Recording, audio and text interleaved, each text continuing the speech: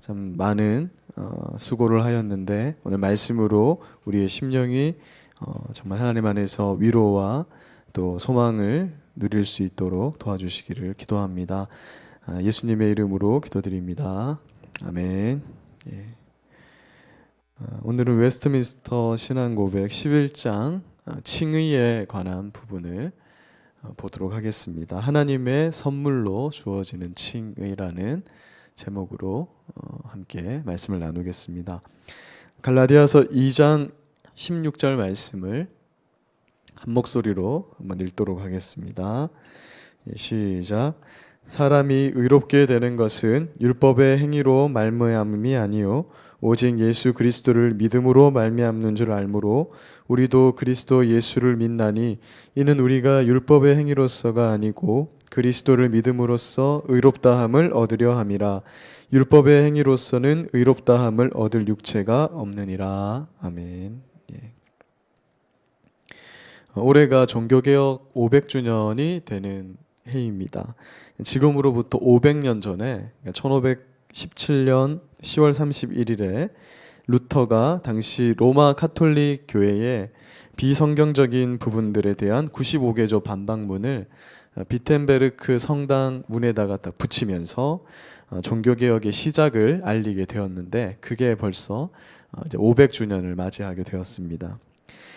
종교개혁 이전에 루터는 그 누구보다도 로마 카톨릭 교리에 충실한 그런 사제였었습니다. 그는 자신의 죄 문제를 해결하고자 하나님 앞에 의롭게 되려고 참으로 많은 노력을 기울였습니다. 그는 잠도 적게 자고 깨어 있으면서 기도하고 금식하고 독서하는 등의 금욕적인 생활을 했습니다. 그러니까 루터가 당시에 얼마나 이런 경건한 생활을 했냐면 그 당대에 루터만큼 하나님 앞에 열심히 이런 종교적 행위를 하는 사람이 없었다라는 그런 평가를 받을 만큼 루터는 열심히 종교 행위를 했습니다. 그래서 루터는 그 일에 얼마나 열심이었는지 그 고행의 때를 회상하면서 이런 말을 했어요. 죽고 싶을 정도로 힘든 일이었다. 두 번 다시 하고 싶지 않은 일이다. 이렇게 표현을 했습니다. 그래서 당시 루터의 초상화를 보면 그가 하나님의 은혜 안에서 살기 위해서 그토록 노력하였는데 이제 왼쪽 그림을 보시면 이게 이제 루터가 참으로 고생하여서 이렇게 말라 있는 모습이고 그 옆의 모습은 이제 이 하나님의 의를 깨닫고 나서 그가 참 변화된 그런 모습을 그리고 있는 그런 판화의 모습을 볼 수가 있습니다. 그러니까 루터는 하나님의 의를 얻고자 자신이 엄청난 노력을 했는데 그 결과로 그에게 나타난 것은 그의 엄청난 고통과 고난만이 남았다라고 그렇게 말하고 있는 것이죠. 루터가 하나님 앞에 의로워지기를 노력했지만 오히려 정죄함이 그를 점점 더 옥죄어 왔다라고 말하고 있습니다. 그러던 어느 날 루터는 로마서를 이제 대학에서 가르치기 위해서 로마서를 연구하다가 아주 중요한 신앙의 원리를 깨닫게 됩니다. 우리는 너무나 잘 아는 원리이지만 루터 당시에는 그 당시의 사람들이 전혀 알지 못했던 새로운 것을 깨닫게 되는데 로마서 1장 17절 말씀 하나님의 의가 나타나서 믿음으로 믿음에 이르게 하나니. 그러니까 우리가 의롭게 되는 것은 우리가 어떠한 행위를 함으로써 그 의에 이르게 되는 것이 아니라 하나님께서 우리를 의롭게 하심으로써 하나님의 의가 나타나서 믿음으로 되는 것임을 루터가 깨닫게 된 것입니다. 그래서 이 말씀을 통해서 루터는 회심을 하게 되었고 루터는 당시 누구보다 종교적인 열심을 가지고 살았지만 그것으로는 하나님의 의에 이를 수 없다라는 것을 깨닫게 된 것입니다. 루터가 성경을 통해서 제시한 신자가 의롭게 되는 원리를 가르쳐서 우리가 이제 이신칭의 이렇게 말하는 건데 믿음으로 의롭다 칭함을 받는다. 그리고 우리가 오늘 배우는 칭의는 믿음으로 말미암아 하나님께서 값없이 주시는 선물이다라고 말하고 있는 것입니다. 그래서 이 땅의 모든 개혁 교회들, 이제 우리 교회는 천주교회에서 개혁된 교회이기 때문에 다 개혁교회라고 이름을 부르는데 이 개혁교회들은 모두 이 이신칭의의 신앙 원리 아래에 세워진 교회들이라는 것입니다. 그렇지만 로마 카톨릭이 이 이신칭의의 원리를 심각하게 왜곡시켰고 지금까지도 왜곡시키고 있고 심지어 교회라는 이름을 하고 있으면서도 이신칭의가 변질되고 있다. 무슨 말이냐면 믿음으로만 의에 이르는 것이 아니라 사람의 공로적인 부분은 반드시 필요하다. 사람이 신앙적인 열심은 반드시 하나님의 의를 획득하는 데 필요하다. 이러한 것들이 많이 퍼져 있어요. 그래서 많은 교회들이 변질되어져 가고 있다는 것입니다. 그래서 우리가 웨스트민스터 신앙고백 11장 이 칭의에 관한 부분을 통해서 이신칭의 교리에 대한 바른 성경적 의미를 되새기고 또 오류들을 수정해 나가는 것은 이 시대에 사실은 굉장히 중요한 부분들입니다. 많은 이단들이 횡의적인 부분을 강조하고 하나님의 은혜를 퇴색시키는 그러한 모습을 보이기 때문에 이것은 굉장히 중요한 부분이라 할 수 있습니다. 첫 번째 소제목을 보겠습니다. 첫 번째는 법적인 의미를 담고 있는 칭의입니다. 그러니까 칭의라는 것은 말이 어렵지만 어떤 의미냐면 하나님이 우리를 의롭다고 하신다라는 의미를 가지고 있어요. 그런데 그 칭의는 법정적인 의미를 가지고 있다. 그러니까 법적인 어떤 의미를 담고 있는 단어라는 겁니다. 그러니까 이 말은 의인을 실제로 어떤 물리적인 어떤 힘에 의해서 의롭지 못한 죄인이 의롭게 되는 뭔가가 이렇게 들어오거나 주입돼서 그렇게 의로워지는 것을 말하는 것이 아니라 전혀 의롭지 않은 죄인들을 하나님이 법적인 선언으로 무죄를 판결하시는 그런 의미를 담고 있는 게 바로 칭의라는 원리가 되는 거예요. 우리가 죄인이 있지만 그 죄를 뭐 대신 갚던지 어쩌면 돈을 주고 그 죄를 해결했던지 했을 때 판사가 그것을 해결하는 것. 판사가 법에서 너는 무죄이다 이렇게 선언을 하게 되면 그것이 무죄가 되는 것처럼 하나님께서 우리를 죄가 없다라고 관가하시는 것을 칭의라고 그렇게 말하고 있는 것입니다. 그런데 로마 카톨릭은 이 칭의에 대해서 설명하면서 어떻게 설명을 했냐면 하나님의 의로우심이 사람에게 이렇게 물리적으로 주입된다. 마치 주사기를 통해서 사람에게 이렇게 쭉 밀어넣는 것처럼 하나님의 의로움이 사람 속에 들어와서 그것이 마치 사람의 어떤 심성과 같은 그런 모습이 된다라고 주장을 했던 거예요. 그러나 성경은 전혀 그렇게 얘기하고 있지 않습니다. 왜 그들이 그렇게 생각을 하게 됐냐면 이 칭의와 우리 성화의 과정이라고 할 때 이 성화를 구분하지 못했기 때문에 온 오류라고 할 수 있는 거예요. 그러니까 하나님은 우리를 그리스도의 공로를 통해서 우리를 값없이 너희는 의로운 자야 이렇게 칭해 주십니다. 그리고 칭의를 경험한 자들은 그 하나님의 은혜를 덧입어서 그때부터 거룩해지는 삶, 말씀대로 살고자 몸부림치는 그런 성화의 과정의 길을 걷게 되는 것이에요. 그래서 로마서 8장 30절의 말씀처럼 성경은 우리가 이제 지난번에는 예전과 부르심을 배웠잖아요. 하나님은 우리를 부르시는 그를 의롭다고 하시고 그 이후에는 영화로운 단계로 가는 성화의 길을 걷게 하신다. 이것을 성경이 말씀하고 있는 것입니다. 성경에서 칭의의 반대 의미는 뭐냐면 정죄예요. 정죄도 굉장히 법적인 용어잖아요. 죄를 지적하는 것, 죄가 있다라고 판결하는 것을 정죄라고 하는 것입니다. 정죄는 의롭지 못한 죄인들을 향해서 법적인 선언을 내리는 것을 정죄라고 하는 것이에요. 만약 우리가 예수님으로 말미암아 의롭다 칭함을 받지 못하면 다 자신의 죄에 대해서 정죄함을 받게 되고 그 정죄함으로 인해서 심판을 받게 된다라고 성경은 말씀하고 있는 것입니다. 그래서 우리가 하나님의 칭의를 경험하지 못하는 자들은 다 자신의 죄로 인해서 정죄받고 심판받을 수밖에 없음을 성경은 말씀하고 있는 것입니다. 칭의에 관한 하나님의 선언은 그래서 온전하고 완전한 것이에요. 우리는 여전히 죄인이지만 하나님이 우리를 의롭다라고 선언하시기 때문에 우리의 죄가 아무리 많아도 또 그 죄의 정도가 아무리 심각하고 그 규모가 아무리 크다고 해도 하나님의 용서 앞에서 모든 죄는 무효가 되는 것입니다. 그래서 우리는 하나님 앞에 언제나 은혜를 노래할 수밖에 없는 것입니다. 신자의 죄는 칭의를 통해서 죄사함이 이루어지는 동시에 모두 용서받게 돼요. 과거의 죄뿐만 아니라 미래의 죄까지도 용서받는다라고 말씀하고 있습니다. 이것이 바로 성경의 가르침이라고 성경은 그렇게 선언을 하고 있는 것이죠. 두 번째 소제목을 보겠습니다. 행위로 칭의를 부분적이라도 받을 수 있는 사람은 아무도 없습니다. 성경은 사람이 스스로 의에 이를 수 없다. 그러니까 사람이 하나님 앞에 의롭게 되는 것을 스스로 행할 수 있는 사람은 아무도 없다라고 말씀합니다. 부분적으로라도 사람은 행위로서 하나님의 의를 만족시킬 수 없어요.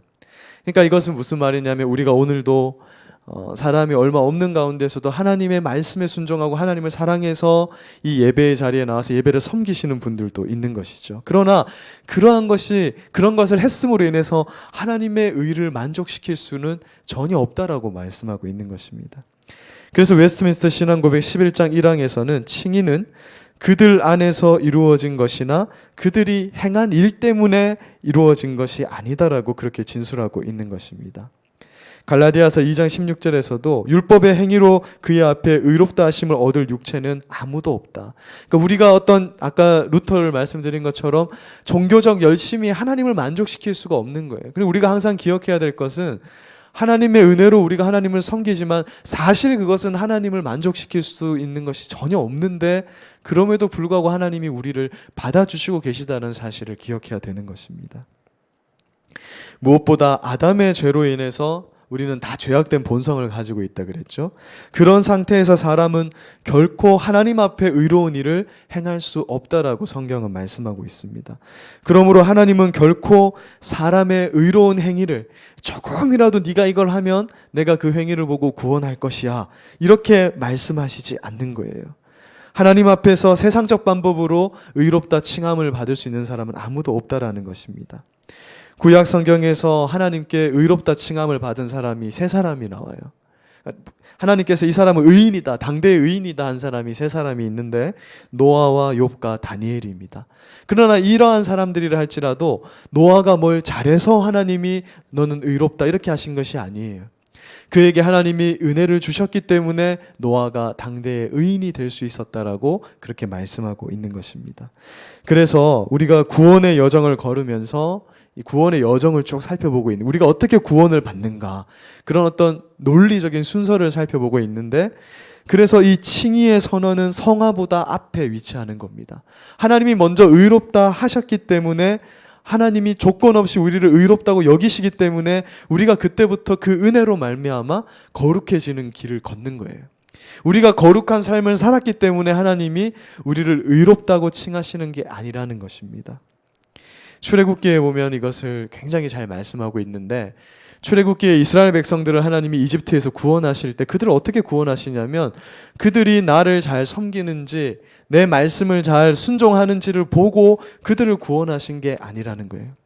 그저 예수 그리스도로 예표되는 어린 양의 피를 그 문에다가 바르면 그들을 구원하신다라는 거예요. 아무런 조건이 없이 그리스도의 은혜로 말미암아 그들이 구원을 얻고 그 이후에 하나님이 말씀을 주셨다는 거예요. 너희는 이렇게 구원받은 나의 백성이니까 이제 이 말씀대로 살아가야 돼 라면서 하나님이 말씀을 주신 것이에요. 그러니까 이것이 그대로 우리 구원의 이 여정에 그대로 접목되는 것입니다. 하나님이 우리를 값없이 의롭다 하시는 거예요. 그걸 선물로 주신 거예요. 우리는 여전히 죄인의 모습이에요.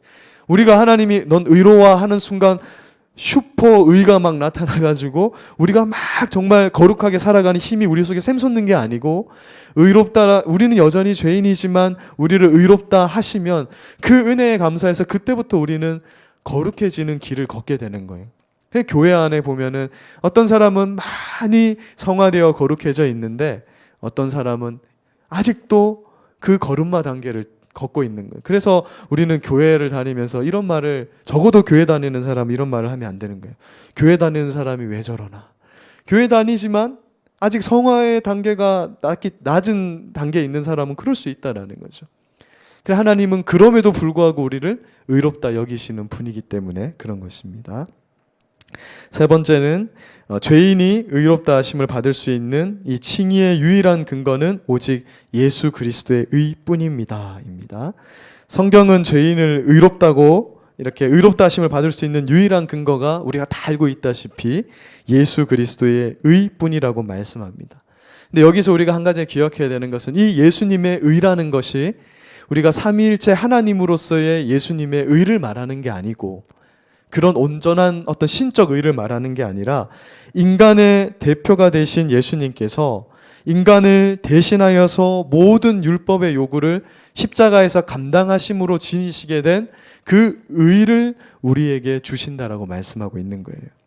감사하게도 예수님께서 지니신 이 의를 근거해서 우리가 의롭게 되는 것입니다.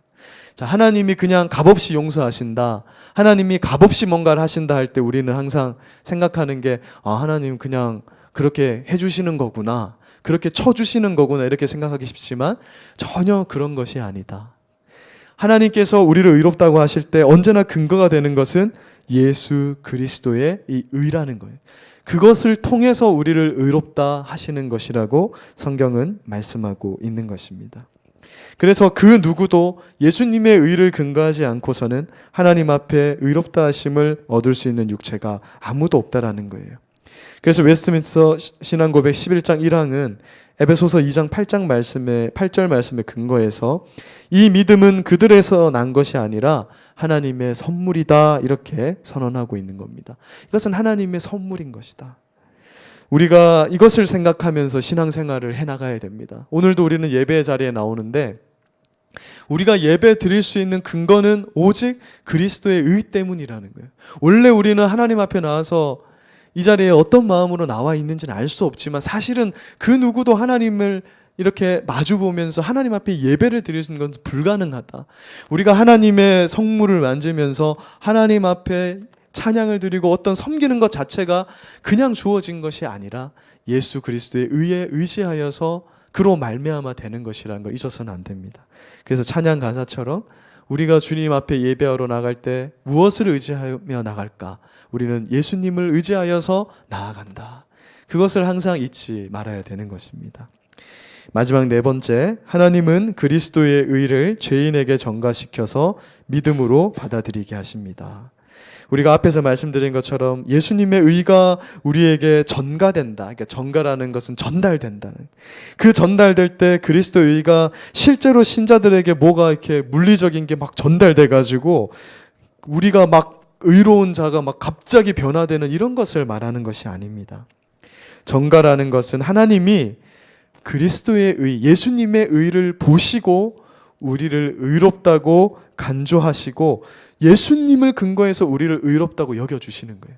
그러니까 우리는 항상 기억해야 될 게 우리의 모습은 여전히 의로운 모습이 아니란 걸 깨달아야 됩니다. 이 땅에서 우리는 전혀 의로운 모습은 하나도 찾을 것이 없다라는 거예요. 예수님 안에 있지만. 그러니까 하나님은 무엇을 보고 우리를 의롭다 하시냐면 철저하게 예수님을 근거로 예수님의 의를 보고 우리를 의롭다고 하시는 것이에요. 성경의 가르침이 그러하다는 것입니다. 로마서 5장 19절 말씀처럼 아담이 불순종할 때 그의 후손인 우리가 죄인이 된 것처럼 정죄함을 받는 것처럼 이제 예수님의 순종하심으로 말미암아 우리가 의인이 되었다. 그러니까 죄도 전달되지만 의도 예수님을 통해 전달되는 것이다 말하는 것이에요. 그래서 우리를 의롭다 하시는 일에 있어서 사람의 행위는 아무런 영향을 미치지 못하는 것입니다.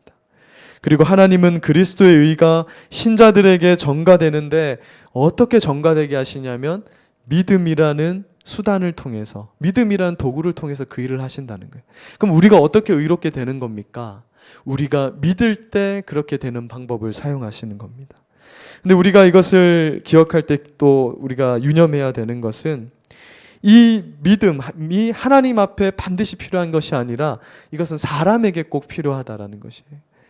하나님은 믿음을 필요로 하지 않지만 사람이 믿음을 통해서 그 의를 받아들이게 하시는 방법을 하나님이 우리에게 허락하셨다라는 것입니다.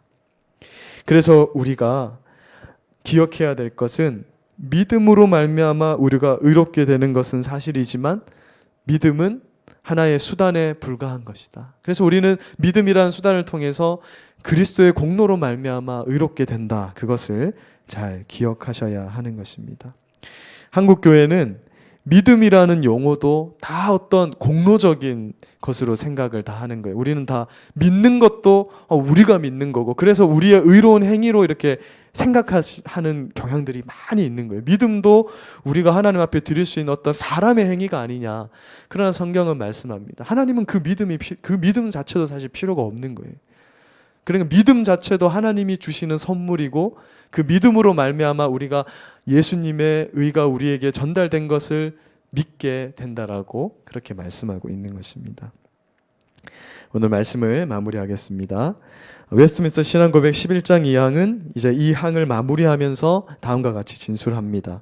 그러나 믿음은 의롭다 하심을 받은 사람 안에만 머물러 있지 않고 항상 다른 모든 구원의 은사와 더불어 역사합니다. 믿음은 죽은 믿음이 아니라 사랑으로 역사한다. 믿음은 단순히 내가 이제 믿으니까 하나님 믿습니다. 그걸 통해서 우리의 믿음을 통해서 우리가 의롭게 되는 그 칭의로 마무리되는 것이 아니라 이제 그 믿음은 이제 다른 어떤 우리 구원의 수단과 이제 합쳐져서 사랑으로 역사하고 우리의 마음을 거룩하게 하고 말씀 앞에 순종할 수 있도록 하는 그러한 역할을 믿음이 담당하게 된다라고 하면서 마무리하고 있는 것입니다. 단순히 칭의의 수단으로 마치는 게 아니라 우리 구원의 이 살아가는 여정 속에 믿음과 소망과 사랑이 영원히 함께 있으면서 그 믿음이 우리를 계속해서 하나님 예수님 닮아가도록 그렇게 만들어 간다라고 말씀하고 있습니다. 루터가 이런 말을 했어요. 태양이 빛을 내뿜듯이 참된 믿음을 가진 사람은 반드시 그 행위가 나타나게 되어 있다. 우리가 참된 믿음으로 칭의를 획득한 신자들이라면 하나님의 은혜에 감사하여서 그 사랑의 행위가 나타나게 된다라고 말씀합니다. 오늘 이 칭의의 말씀은 사실 딱딱한 것이지만 가만히 우리가 곱씹고 생각해 보면 정말 우리는 죄인 그대로인데 하나님이 예수님을 통해서 우리를 의롭게 여기신다는 사실이 진짜 큰 은혜로 다가오게 되거든요.